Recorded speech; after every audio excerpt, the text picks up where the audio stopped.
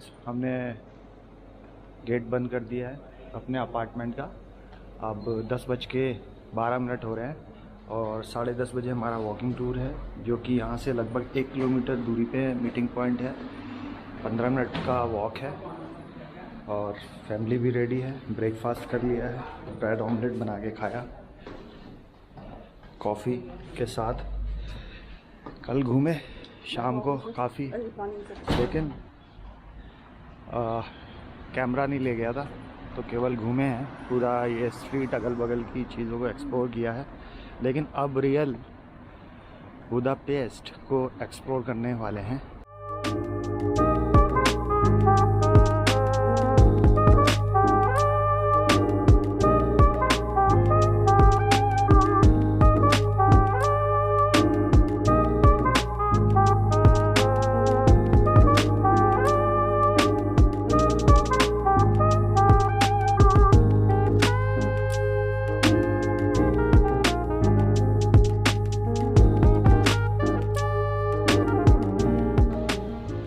Europe में heat waves जब हो रही होती हैं तो इस तरीके की चीज़ें बनाई जाती हैं जिससे कि आप इसके अंदर से निकलें और हीट वेव्स से अपने आप को थोड़ा सा कूल कर लें।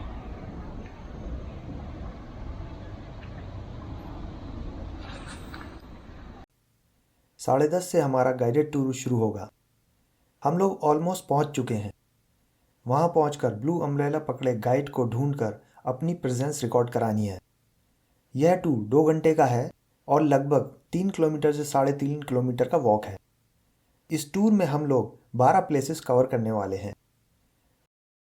तो ये हम लोग आ गए हैं, यहाँ से हमारा टूर शुरू होगा।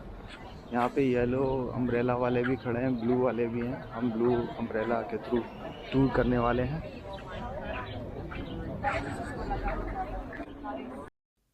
हंगरी की राजधानी बुडापेस्ट का एक समृद्ध और विविध इतिहास है, जो सदियों से विभिन्न प्रभावों और सांस्कृतिक परिवर्तनों को दर्शाता है। यह क्षेत्र, जिसे अब बुडापेस्ट के नाम से जाना जाता है, प्री हिस्टोरिक काल से ही बसा हुआ है। आर्कियोलॉजिकल निष्कर्षों से पता चलता है कि इस क्षेत्र में स्टोन एज की शुरुआत से ही मानव उपस्थिति थी। पहली शताब्दी ईस्वी में रोमनों ने एक बस्ती की स्थापना की जिसे एक्विनकम के नाम से जाना जाता है, जो अब बुडापेस्ट का उत्तरी भाग है।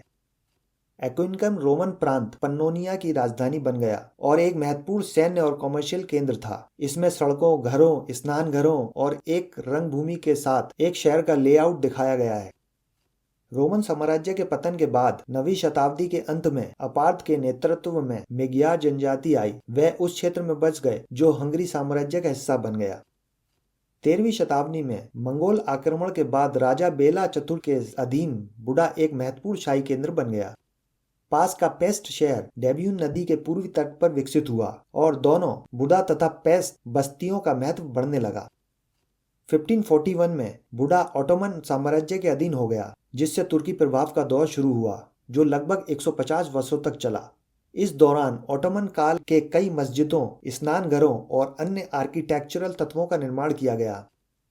ऑटोमन की एक मिश्रित विरासत थी, क्योंकि उन्होंने नए रीति रिवाजों और संस्कृति की शुरुआत की, लेकिन निवासियों पर भारी टैक्स का बोझ भी डाला।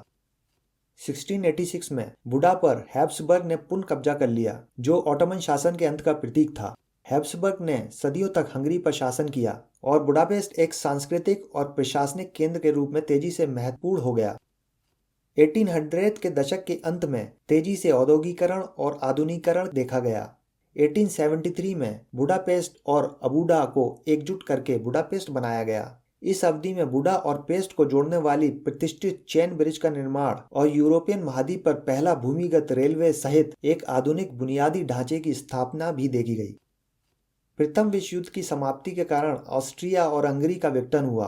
हंगरी एक छोटा भूमि से घिरा राष्ट्र बन गया, जिसने अपने महत्वपूर्ण क्षेत्रों को पड़ोसी देशों के हाथों खो दिया। युद्ध के बीच के वर्षों के दौरान बुडापेस्ट में आर्थिक कठिनाइयों का अनुभव किया, लेकिन सांस्कृतिक समृद्धि भी देखी गई। शहर के यहूदी समुदाय ने इसके जीवंत सांस्कृतिक प्रदर्शन में महत्वपूर्ण भूमिका निभाई।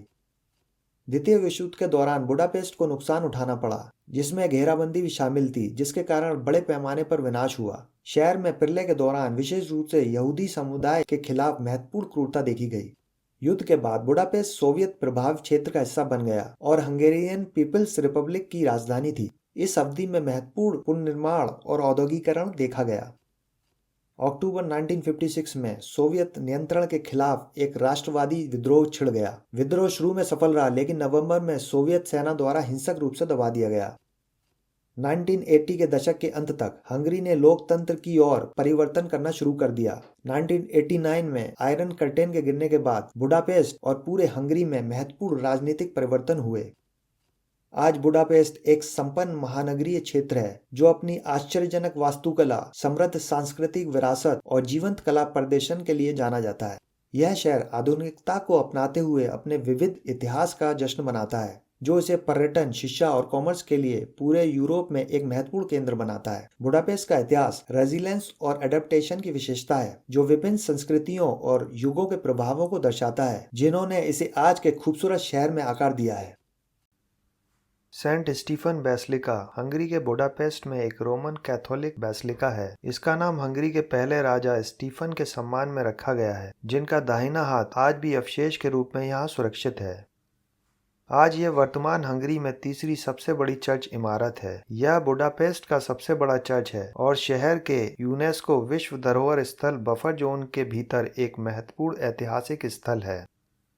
इसका निर्माण 1851 में शुरू हुआ और 54 इयर्स तक जारी रहा, जो कि 1905 में पूरा हुआ। इसकी ऊंचाई हंगेरियन संसद भवन के बराबर है। यह बुडापेस्ट की 315 फीट की दो सबसे ऊंची इमारतों में से एक है। यह समीकरण दर्शाता है कि सांसारिक और आध्यात्मिक सोच का समान महत्व है। काफी समय तक बुडापेस्ट में 315 फीट से ऊंची किसी भी इमारत के निर्माण पर लंबी अवधि के लिए प्रतिबंध लगा रहा।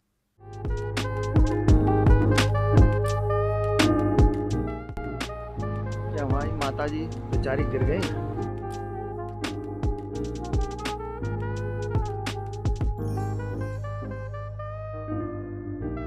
जिसकी वजह से अब चलने में तकलीफ हो रही है।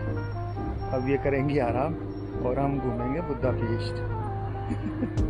बेचारी को घूमने का इतना शौक है, लेकिन कुछ ना कुछ हो ही जाता है। नज़र लग गई किसी की।